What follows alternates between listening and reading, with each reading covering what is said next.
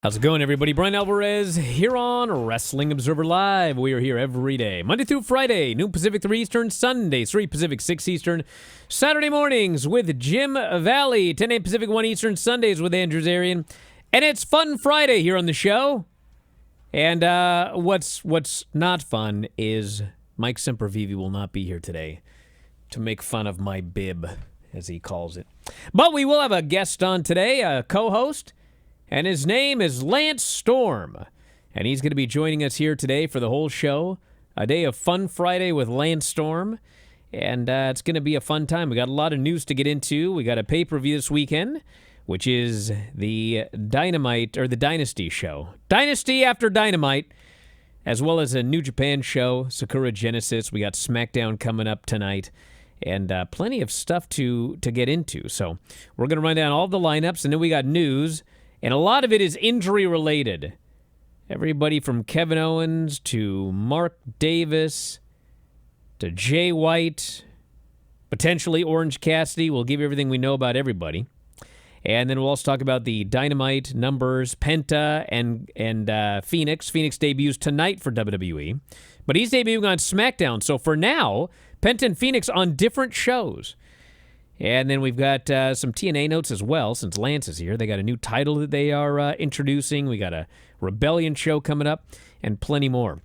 For now, if you want to text us, it's 425-780-7566. That is 425-780-7566. F4WOnline@gmail.com, F4WOnline, Threads, Instagram, and Cameo. I'm at Bryan Alvarez on X and Blue Sky. And yeah, all this month, $10 cameos. I've been flooded, but I got plenty of time. So anyway, we're going to do all that today, so get ready. Back in a moment with more Wrestling Observer Live. Back in the show, Bryan Alvarez here, Wrestling Observer Live. Lance Storm is joining us here today. And Lance actually was a guest on After Dark Radio a couple of days ago. We had a story to tell about when Lance was a young lad and he came across a legitimate dead body. It was a very weird story. And then afterwards, you had another story that you remembered. Would you like to tell that one here on the air? Sure, real quick. When I was training to move to Calgary to become a pro wrestler, I was staying with my mom and stepdad. And my stepdad's father was also staying with us. And he was in his 90s and had the basement bedroom. And one day it was just me and Bert, the stepdad's father, that were there. And my stepdad Mike called me and asked about Bert, and I'm like, I haven't seen him today, and it's mid-afternoon. He's like, really? You should be up by now. Can you go down and check on him? I'm like, okay. So I'm going downstairs, and I was like, he's a rather old gentleman. He hasn't been up yet today, so I'm starting to be concerned. So I'm like calling his name as I go downstairs, and I knock on his door and I don't hear anything, and I'm calling his name again. Now I'm thinking, it's like, oh no, I do not want to literally find a dead body. So I like open the door, and I'm on the phone with Mike at the time. And he's like, well, make sure he's all right. It's like, and it's like he's laying in bed, like he's just laying there, apparently stiff as a board. And I'm like, oh no. And he's like, well, you got to try to wake him up. Make sure he's not, sleeping or dead. I'm like, oh, God. So I'm creeping over to reach to, like, touch his shoulder because I want to find out if he's alive or not. And the dude, like, and sits up. And I jump through the bloody roof and run out of that room so damn fast. You were more petrified that he was alive? Well, it's startling to say the least. Yes. And also, too, he was very old and didn't always remember who I was. So then it's like, I don't want to give the dude a heart attack with a stranger in his room. So I run out of there yelling into the mic, into the phone to Mike that I am never doing that again. If he doesn't come upstairs, I don't care. I'm never checking on him again. Wow. That's twice now, Lance. At least one of them was alive. Yes. All right. Well, we got some actual stuff to talk about here today. By the way, people asking when's the board going to be back. It was supposed to be back yesterday, but there were a couple of back-end issues, so it's expected to be back today. The board should be back today if you're a subscriber to the full site at WrestlingObserver.com. And if you're not, you can enjoy the board and the observers and the everything at 4WOnline.com/new. We have new subscriber deals. So head up there, f4wonline.com/new, and the board will return this afternoon. You'll have to put in your username and password again, or nothing happens. I've been looking at it. I like it, but more later. All right, a couple of things. We got a lot of injuries to talk about. I don't know details on all of the injuries, but I know some things about some of the injuries. So first off, there is a report out that Kevin Owens is hurt, and we can confirm that he is hurt. And apparently it's going to be addressed in some form on SmackDown tonight. I don't know if that means he's going to be out of WrestleMania. I don't know the extent of the injury or anything like that, but we're not that far away. And so I'm sure if he's able, he's going to be there. The question is he able? What is the injury? I don't know. I just know he is hurt, and it is possible he will not make WrestleMania. We've also got an injury, multiple injuries in AEW. So Fightful Select reporting Orange Cassidy is hurt, saying it could be a torn pec, not confirmed. So I'm trying to find out more information on that one. And the same with Mark Davis and Jay White, also both apparently injured. And here's what I can tell you about the Jay White one, because I didn't think about this till I was driving this morning for some reason. So Dynamite opens up with the announcement that Jay White is out of the Owen Cup because he has been injured by the Death Riders. And they just announced it. They didn't have any footage or anything like that. So then I hear he's hurt, but no like real specifics or anything like that. So I kind of ask around, and the response that I got was, I don't expect him out long, okay? So that usually means a broken bone as opposed to like tearing an ACL, tearing a muscle, etc. You can usually come back from a broken bone, depending on what it is, somewhat quickly. Of course, things can go wrong. But then later I heard it could possibly be his hand, possibly a broken hand, needs surgery. We'll be back at some point fairly soon. So, I moved on with my life, did the show and everything like that. And then I was driving today, and I remembered something. So that Collision match, the last match he had was on Collision, and it was with Kevin Knight. And if you remember, like, the match it seemed to go off without a hitch. They finished the match. He did his promo. Like, everything seemed fine. And then we hear on Wednesday he's injured and needs surgery. So I got to thinking about it, like, what the heck happened in that match? And then I remembered, I thought about it in the moment, okay? Yes, I'm pointing, Lance. I'm pointing like this. I thought about this in a moment. So they did a spot, which we talked about on Observer Radio, where Kevin Knight, he's got this big high drop kick, and I'm talking high, where he jumped so high on this drop kick. I think he was excited. It was like his big debut with Jay White on Collision. This dude jumped so high, he jumped over Jay White's head, okay? So I remember Jay White took a bump, and because he jumped over his head, Kevin Knight sort of landed on him a little bit. And I remember as soon as Jay White landed, he like looked over at like his hand, and he kind of moved his hand and wrist around. And I remember thinking, oh my God, is this guy hurt? But then he was covered or whatever, and he kicked out. And then he gets right up, and they start doing spots, and I'm watching him. He grabbed him. He used his hand.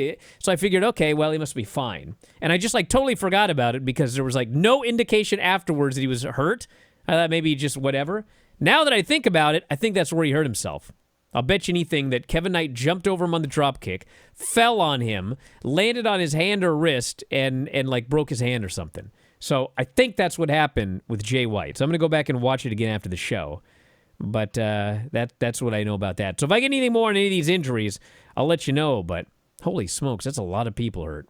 Mm-hmm. But speaking of jumping over someone, I had that happen with my jumping spin kick. I would get enough height that it got to the point where I started clearing Chris Candido so badly.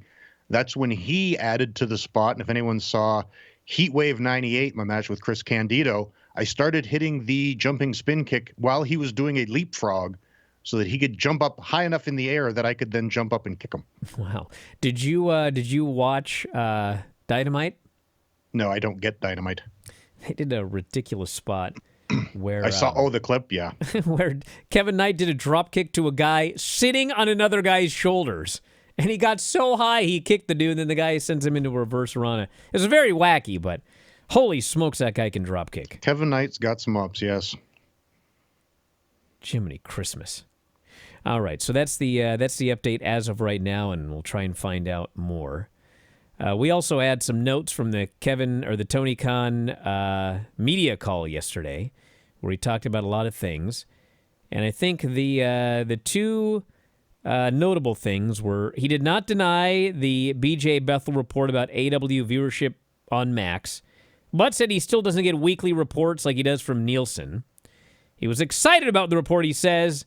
He does know AW is one of the top sports events on Max week in and week out, but he doesn't know much else than that, he says, which I believe. But I also believe that, like, if you look at all the details BJ Bethel had, like I talked about on Wednesday, he didn't make it up. And he didn't just grab something out of our YouTube chat. I mean, he had a lot of details about the numbers. And, I think the big thing is that he threw out 500,000. And I think some people presume that meant 500,000 people were watching live on Wednesday on Max.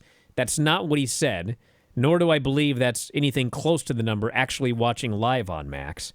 I would think that it's probably, very close to the numbers that I came up with, between 150 and 250, depending on the week, watching on Max. But Tony did not deny that, nor would he. And he also he was asked about Sting inducting Luger into the Hall of Fame, and he said he talked to Sting in March, so that could have been any time from a week ago to 5 weeks ago. And he said at that time, the topic did not come up, and it still had not. So, I got a little while left. Find out if it happens or not. I'm curious. Well, hold on. Hold that thought. We got a break here. We're going to come back with Lance's thoughts. More on this after the break. Observer Live. Making the show, Bryan Alvarez here, Wrestling Observer Live. No Mike Sempervive today. Lance is joining us. And what do you want to add about the Lex Luger Sting deal? Well, I just think there's a good possibility that Sting, because he is a very nice guy and knows TK is a very nice guy, that Sting doesn't want to be the guy to ask him. Because if Sting asks him, Tony has to say no to Sting. And that really puts Tony in a bad spot, where if WWE wants him, I would make WWE ask him. That way Tony can, if he decides to, say no to WWE without actually having to turn down Sting. I think it shouldn't be up to Sting to ask permission. If WWE wants him, they should go directly to Tony, and Tony shouldn't have to be the one saying yes or no to Sting, who he clearly has a world of respect for and wouldn't like to say no to. Well, we're going to find out here soon enough, because the Hall of Fame isn't that far away. We got Dynamite numbers. I actually had NXT numbers. I think those were poor, I think. Yeah, so here's the thing, everybody. So Dynamite did 594,000 viewers, lowest audience since February 19th, and a .16 in 18 to 49, down 6%. Second lowest rating in 18 to 49 since November 27 of last year. Show finished either 5th or 6th in the primetime cable charts, behind competition from NBA and Fox News. And anyway, I don't have the NXT number in front of me, but I think NXT had the lowest number of the year, actually. But anyway, I want to bring it up. Here's what I want to talk about with both numbers, because I know people don't like talking about ratings, but there are two lessons here, okay, that I think we should talk about. One of them is this, and it's a broken record. If you don't advertise a card, less people are going to watch. I don't care if you're listening to this and you go, it doesn't matter to me, okay? I don't care if you say that. But we see it over and over. We see it regularly with Dynamite. On those shows where they have a weak lineup or no lineup, they almost always do worse. And NXT, they always have like a full lineup a week in advance. It's like, Wednesday morning, I got a whole lineup for the following week's NXT. This past week, because the story of the show was it was going to open with Ava vacating the title, and then she was going to announce 2 women's North American title qualifiers on the show. So they really only had one match and an announcement, announced in advance, and they did the worst number of the year. So for next week, as of right now, it's the same thing. They've only got 3 members of Dark State versus Oba, Trick, and Javon, and Jordan and Jada. It's the only thing they have announced. I presume they're going to add more over the next week. Hopefully they learn a lesson from this number. But you've got to advertise a card, because if you don't, people aren't watching. And that's just the way things go. Now, the other thing that I want to mention that is, once again, how many times do I have to say it's a broken record? The Dynamite number. This overrun frickin' collapsed, dude. I'm talking it collapsed. I'm going to try and find him right here. Brandon Thurston had him. But, in the past, one of the problems has been when they go to commercial, right at the top of the, what the end of the show would be, they go to commercial. They didn't do that this week. But the last half hour of this show, Claudio versus Cope opened. It opened at 613,000 at 9:30. They had a 6-minute overrun, and by the time the overrun was over, they were down to 461,000. Holy smokes. They lost 150,000 viewers for the main event segment and post-match angle. And the overrun drop alone was 519 to 461. So we're talking 60,000 people turned the show off during the overrun. It happens every week. Here's the thing. It was one thing in the 90s when you had Monday Night Raw followed by La Femme Nikita, which was a popular show. And so, Raw was doing really well, and then they'd have La Femme Nikita, and a bunch of people would tune in to see La Femme Nikita. So you would have the Raw number plus all those new people tuning in. So back then, yeah, if you ran an overrun, you had that overrun quarter was big.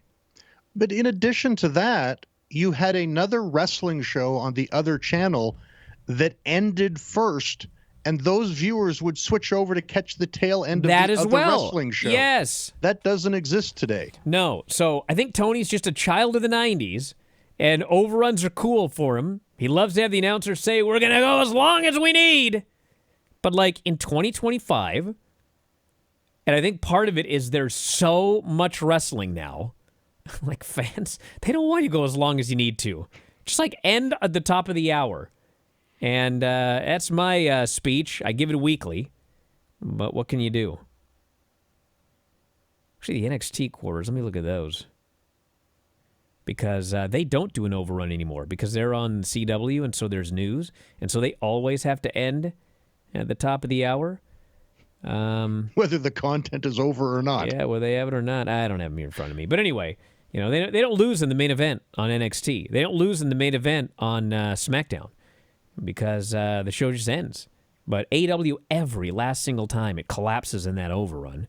And so, what that means is that awesome angle they had with Hangman and Swerve and their argument in the hallway and everything, which is a pivotal thing after months and months and months of storytelling. 450,000 people saw it. They just lost tons and tons of viewers for that segment. So, there you go. Hopefully they'll replay it. I sure hope so. I always hope they'll replay it.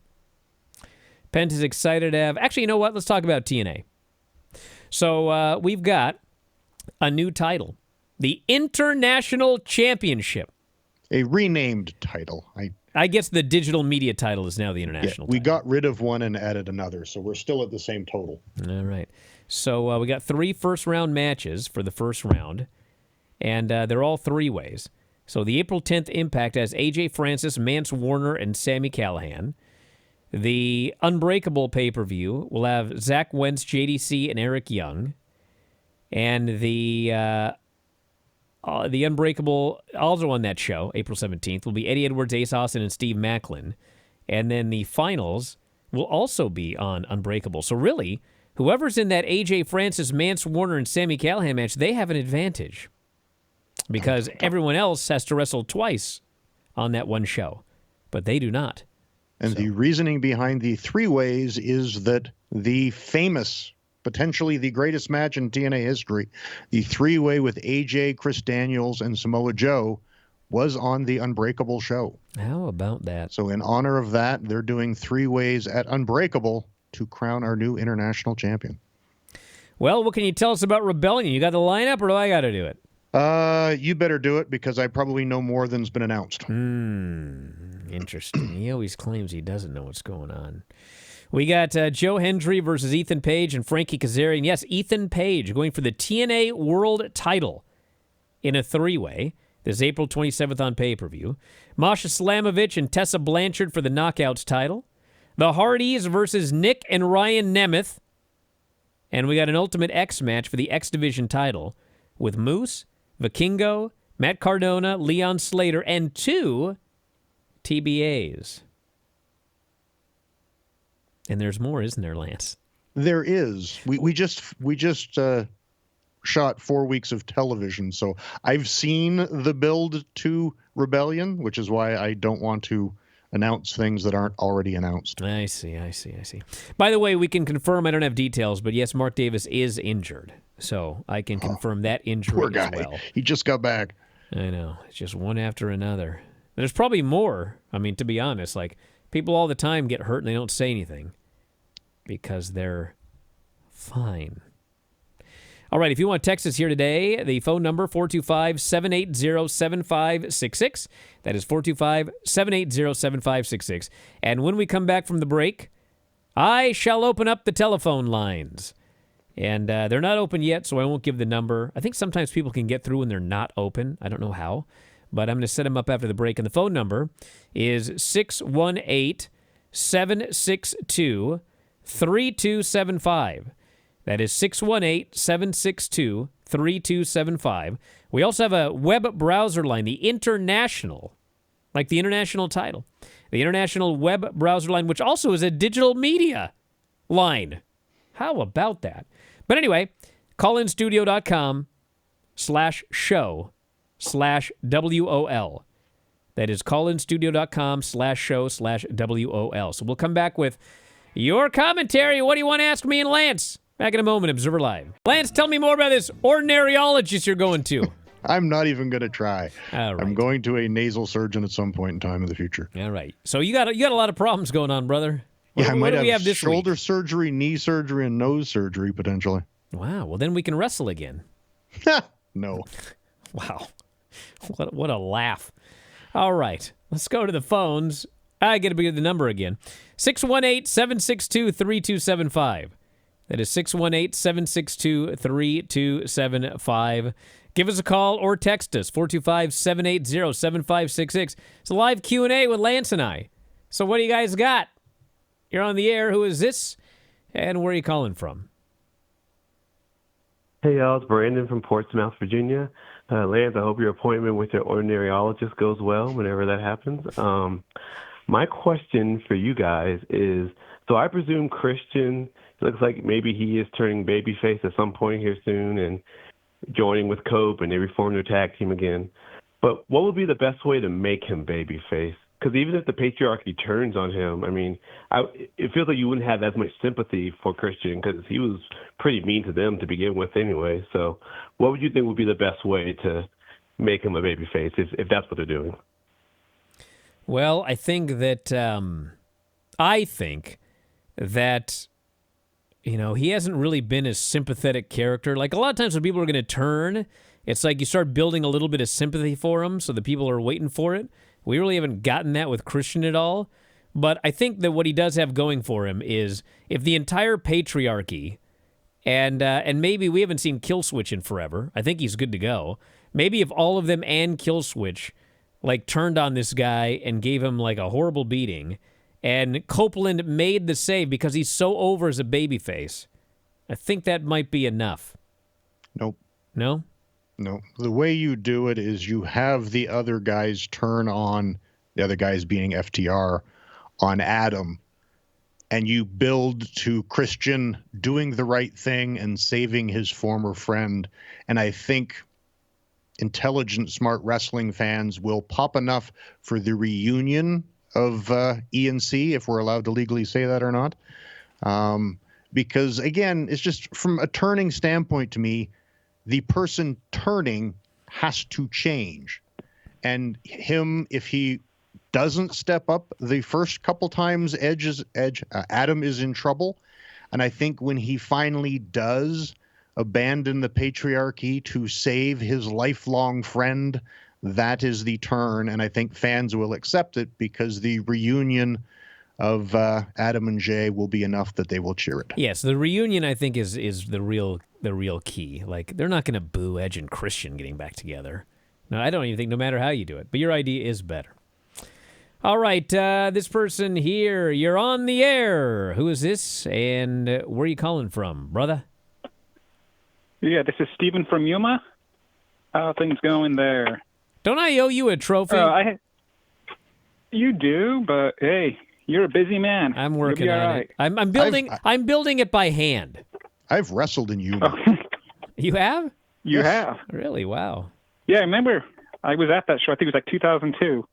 It was a Monday house yeah. show for the SmackDown brand. Is there a real 310 to Yuma?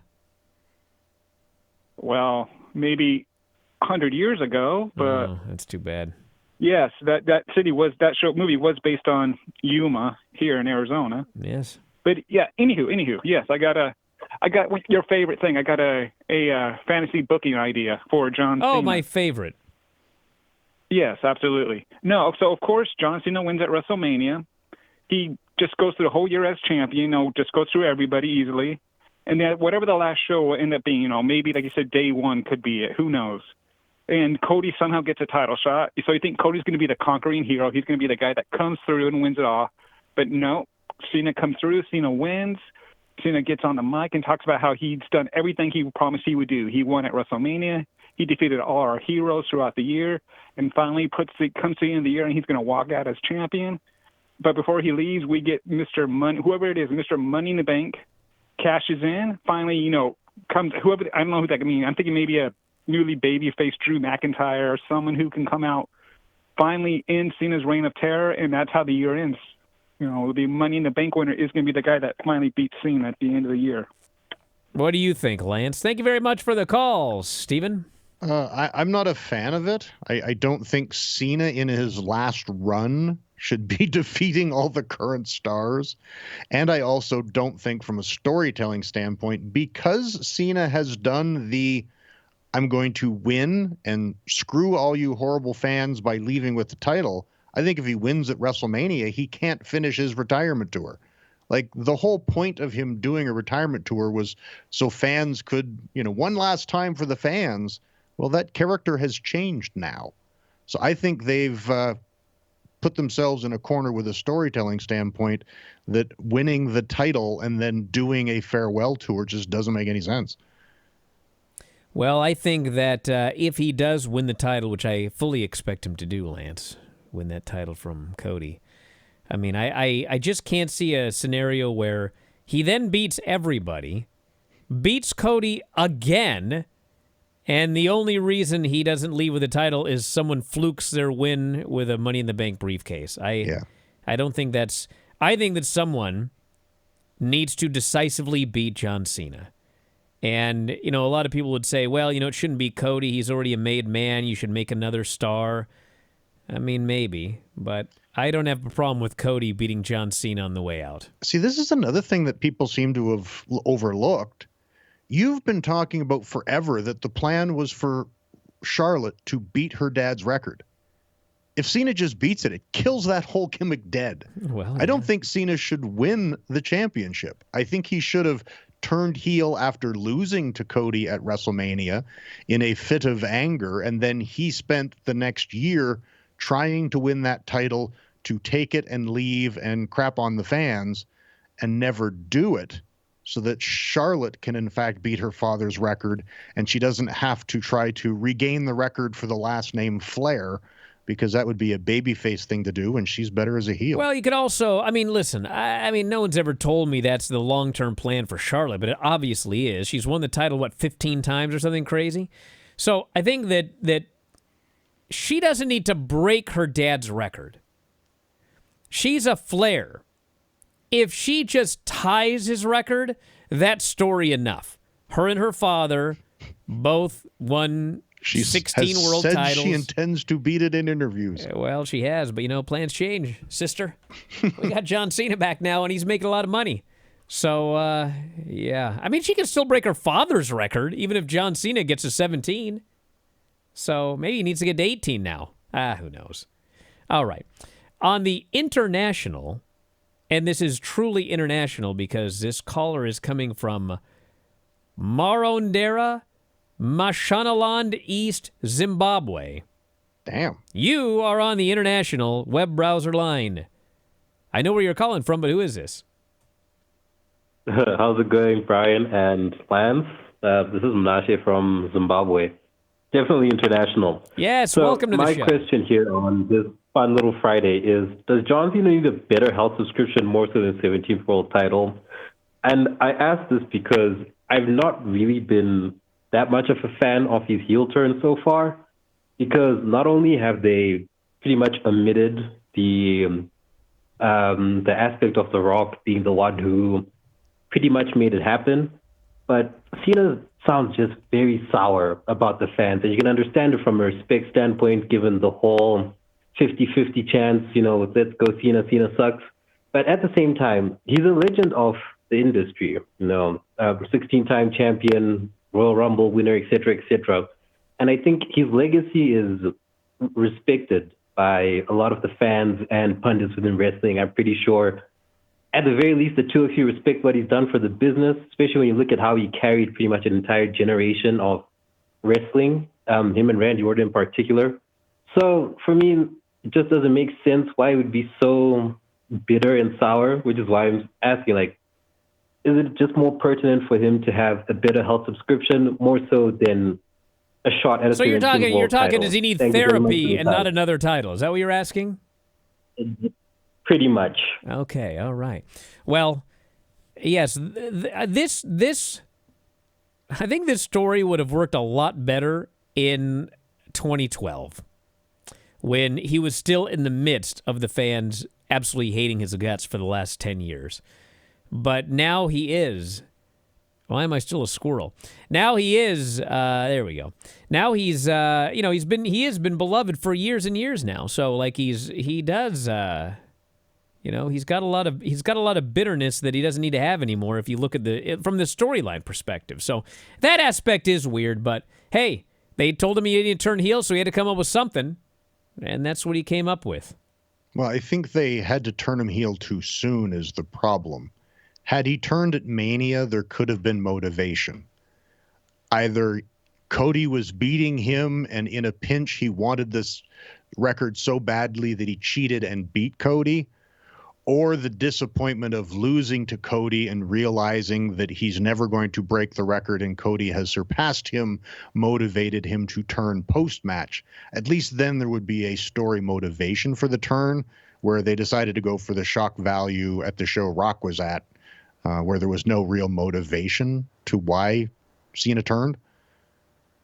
What do you think about this John Cena character in the sense that when he turned, that night we all started coming up with ideas.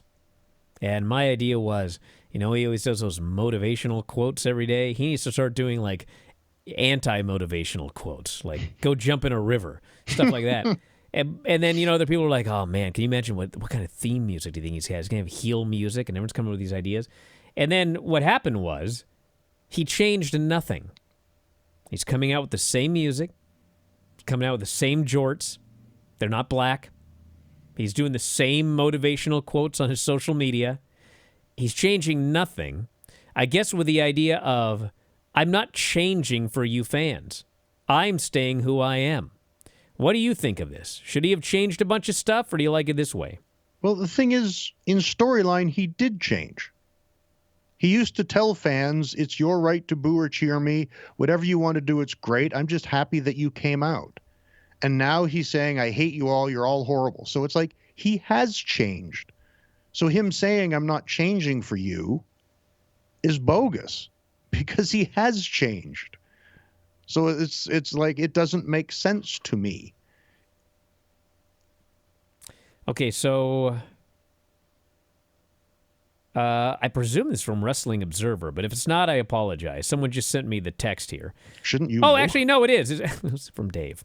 Okay, so as confirmed earlier in the day, Kevin Owens has suffered a significant injury. His status for WrestleMania is unknown. The nature of the injury has not been confirmed. WWE wanted to keep it under wraps, but it was confirmed by multiple sources as legit and serious. Oh, no. Those closest to him have not commented on it, aside from one who just indicated it was significant. Under normal circumstances with the injury, the match with Randy Orton at WrestleMania would be off. However, people have worked through major injuries to do WrestleMania and other major shows. Kurt Angle versus Brock, Cody versus Seth, when logically neither of these bouts should have happened. Austin Rock. Yeah, so he's expected to be out. Oh, wait, no, this is Mark Davis also, which we confirmed. He is injured. He will also be out for a few months. Fractured foot in the match with Hobbs, which is why the match may have ended abruptly. I thought it ended at the perfect time, but... All right, well, we're back in a moment with more Observer Live. Back at the show, Bryan Alvarez here, Wrestling Observer Live. Lance Storm is joining us here today, and we got a busy weekend. We have SmackDown coming up tonight, Naomi and B-Fab, Braun Strowman and Fatu in a last man standing match, and the debut of Rey Fenix, who I believe is going to be feuding with Santos Escobar. And then we have got the Collision show on Saturday with Pac versus Cash Wheeler, Mike Bailey versus Dralistico, Mercedes and Harley versus Athena and Julia Hart, Takeshita and Kyle Fletcher versus Ishii and Hobbs, and The Crew versus Top Flight.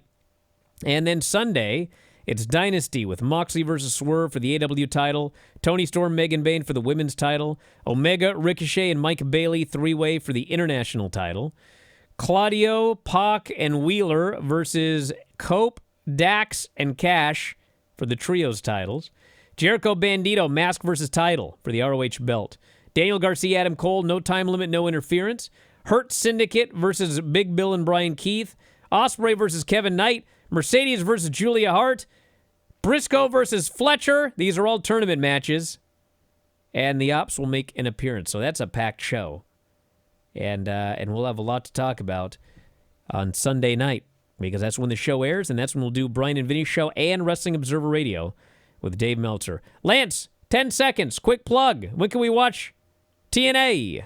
TNA Thursday nights, Access TV in the States, and Sportsnet 360 in Canada, and Unbreakable coming up after Impact the Thursday of Mania weekend. So you can check that out, everybody. And I want to thank Lance as always. And if you want to hear more, he was on After Dark Radio, which was this past Wednesday. You can listen to the podcast, WrestlingObserver.com, or any of our podcast options, F4WOnline.com/Apple, F4WOnline.com/Spotify, F4WOnline.com/YouTube. And we are out of time. Thanks, everybody, for listening. We'll talk to you next time, Wrestling Observer Live.